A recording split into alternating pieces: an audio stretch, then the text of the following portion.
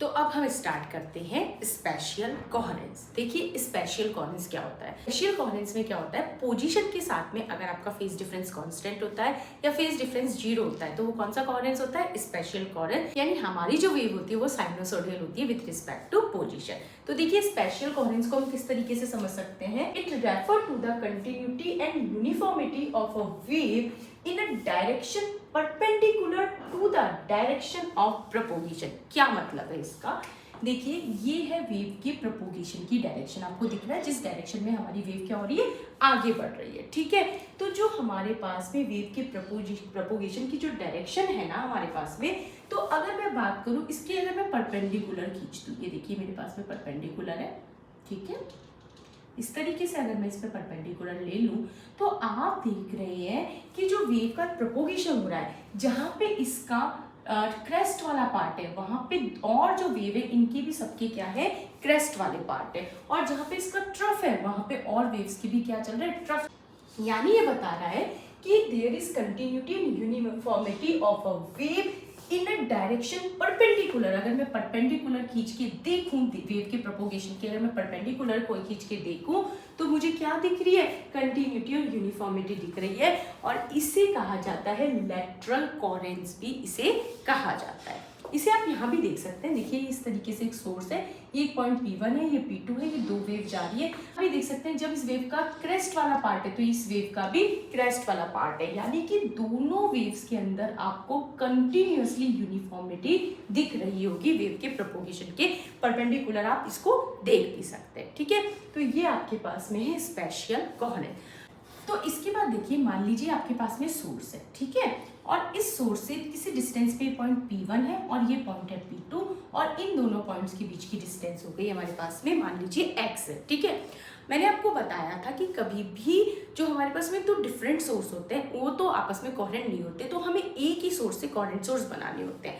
तो दो सोर्स हमने बनाए, उनके बीच की डिस्टेंस कितनी हो कि हमें इंटरफेरेंस पैटर्न दिखाई दे, यानी हमें फ्रिंजेस दिखाई दे, हमें ब्राइट फ्रिंज और डार्क फ्रिंज बिल्कुल अच्छा खासा हमें कॉन्ट्रास्ट दिखाई दे। उसके लिए कंडीशन है कि जो हमारे पास में x है, इस x की वैल्यू जो है वो कम होनी चाहिए, किससे, बहुत कम होनी चाहिए, किससे, कोहेरेंट लेंथ से। और कोहेरेंट लेंथ हमने पढ़ी थी, ठीक है, तो यानी x की वैल्यू अगर कोहेरेंट लेंथ से कम है तो आपको अच्छा खासा कॉन्ट्रास्ट दिखाई देगा, आपको इंटरफेरेंस दिखाई देगा, आपको ब्राइट फ्रिंज और डार्क फ्रिंज आराम से दिखाई देगी।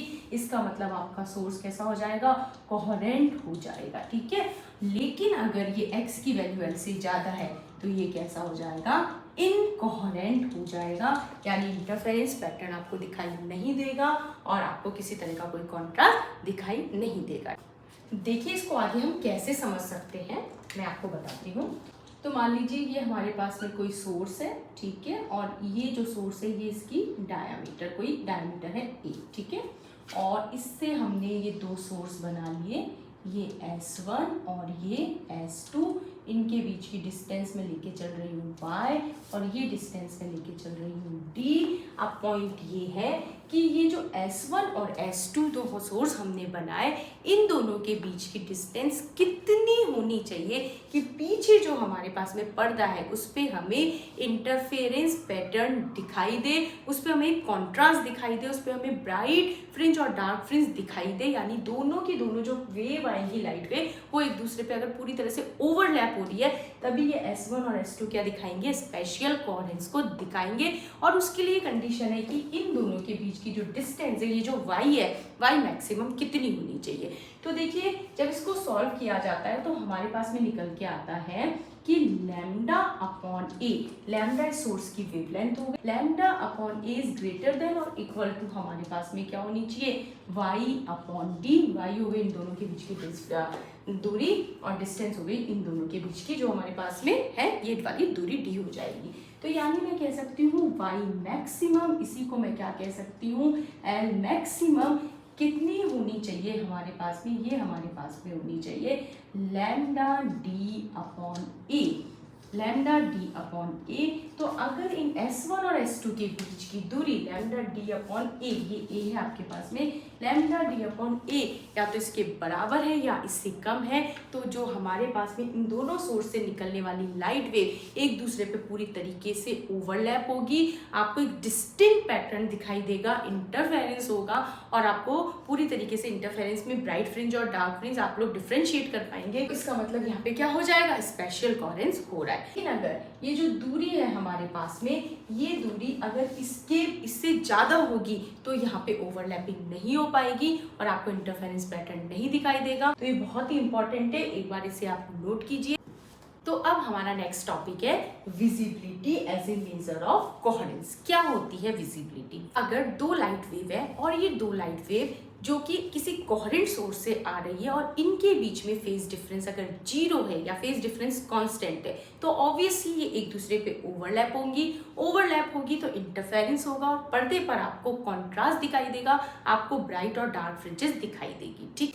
लेकिन सेकंड कंडीशन ये होती है कि अगर ये जो लाइट वेव आ रही है ये एक दूसरे पे पार्शली ओवरलैप अगर हो रही है, ठीक है, तो क्या होगा, तो आपका जो कॉन्ट्रास्ट है वो पहले के कंपेयर में कम हो जाएगा, लेकिन ठीक है आपको फ्रिंजेस दिखाई देगी। लेकिन तीसरी कंडीशन कि जो ये अब लाइट वेव आ रही है और ये लाइट वेव दोनों आने वाली एक दूसरे पे ओवरलैप ही नहीं होगी, तो ऑब्वियस सी बात है किसी तरह का कोई इंटरफेरेंस नहीं होगा, किसी तरह का कोई कॉन्ट्रास्ट नहीं दिखेगा और आपको एकदम वाइट स्क्रीन दिखाई देगी। तो इसका मतलब कोई विजिबिलिटी आपको दिखाई नहीं देगी अगर ये दोनों जो लाइट वेव है वो एक दूसरे पे ओवरलैप नहीं होगी, और इसी को मेजर किया जाता है विजिबिलिटी की फॉर्म के अंदर, ठीक है।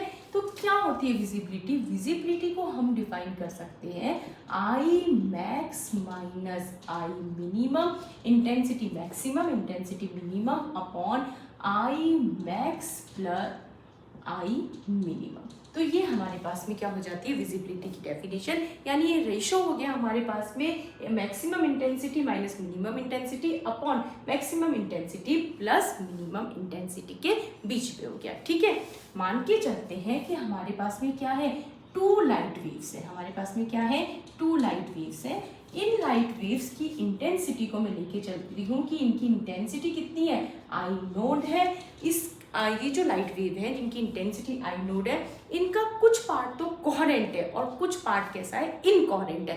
तो जो कोहेरेंट पार्ट है वो तो एक दूसरे पे ओवरलैप होगा, इंटरफेरेंस करेगा, लेकिन इनकोहेरेंट पार्ट जो है वो ओवरलैप नहीं होगा और इंटरफेरेंस भी नहीं होगा, ठीक है। तो हमारे पास में दो लाइट वेव है जिनकी इंटेंसिटी को हम आई नोड लेके चल रहे हैं और कुछ पार्ट इनका कोहेरेंट है और कुछ पार्ट इनका इनकोहेरेंट है, और हम मान के चल रहे हैं, या मैं लिख भी देती हूँ, इनका जो सम पार्ट इज कोहेरेंट, कुछ पार्ट तो इनका क्या हो गया, कोहेरेंट, और सम पार्ट इनका क्या हो गया, सम पार्ट क्या हो गया इनका, इनकोहेरेंट हमारे पास में हो जाएगा।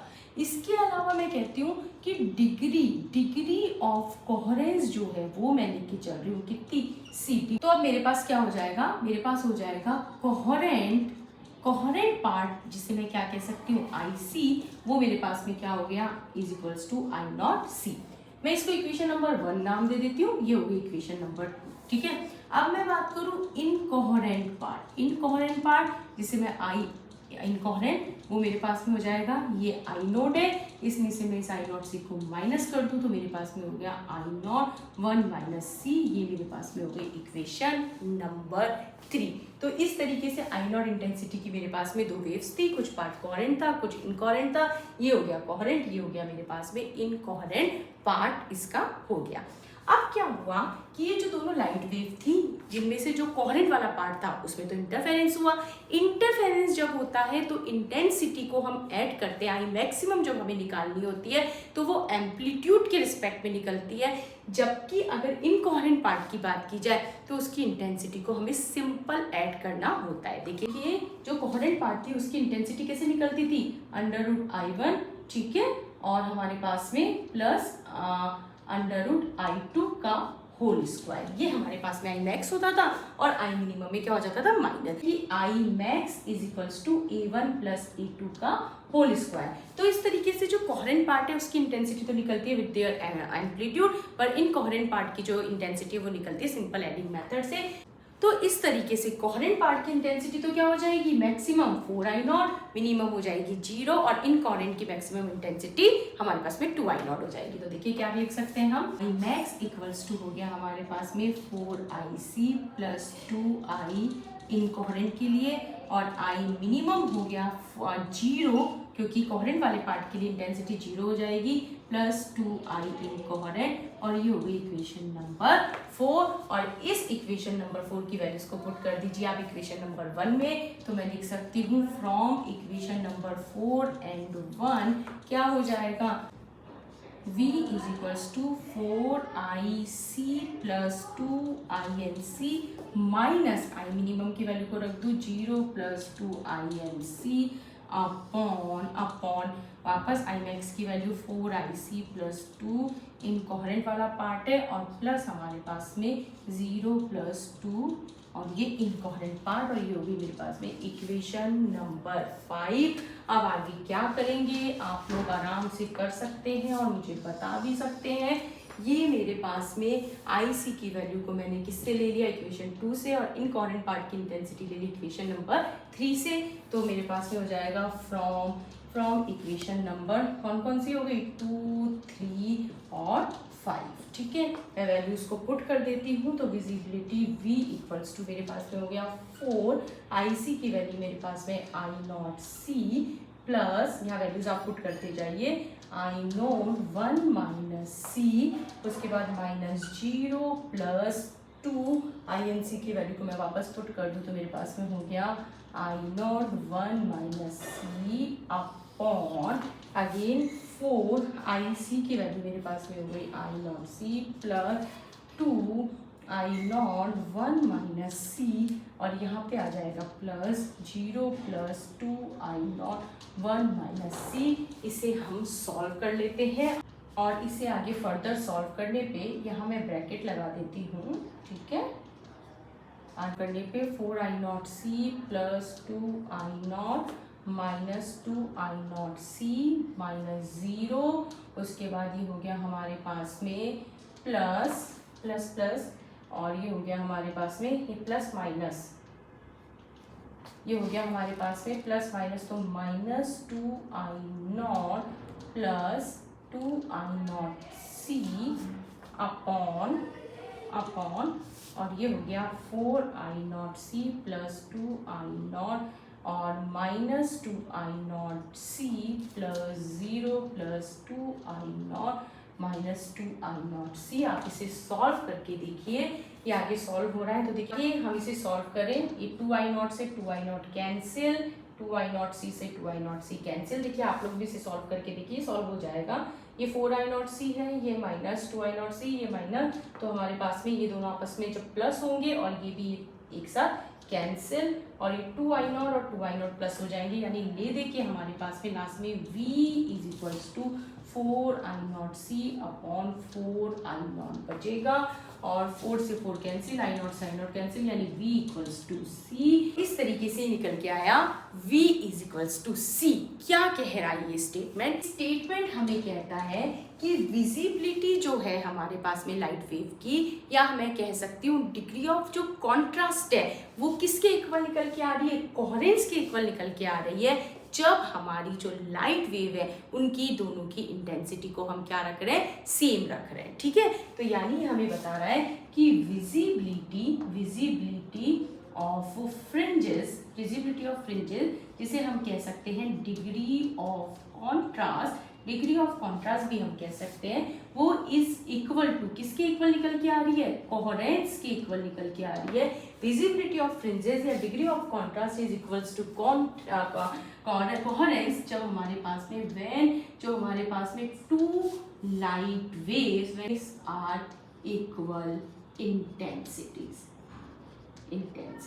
जब आपकी दो लाइट वेव्स किसकी है, इक्वल इंटेंसिटीज की। यही हमारे पास में है विजिबिलिटी और कोहेरेंस के बीच में भी रिलेशन निकल के आ गया है। तो ये था स्पेशल कोहेरेंस। आज के लिए इतना ही, आप इसे पढ़ लीजिए, नोट कर लीजिए। मिलते हैं हम नेक्स्ट लेक्चर पे। Thank you so much.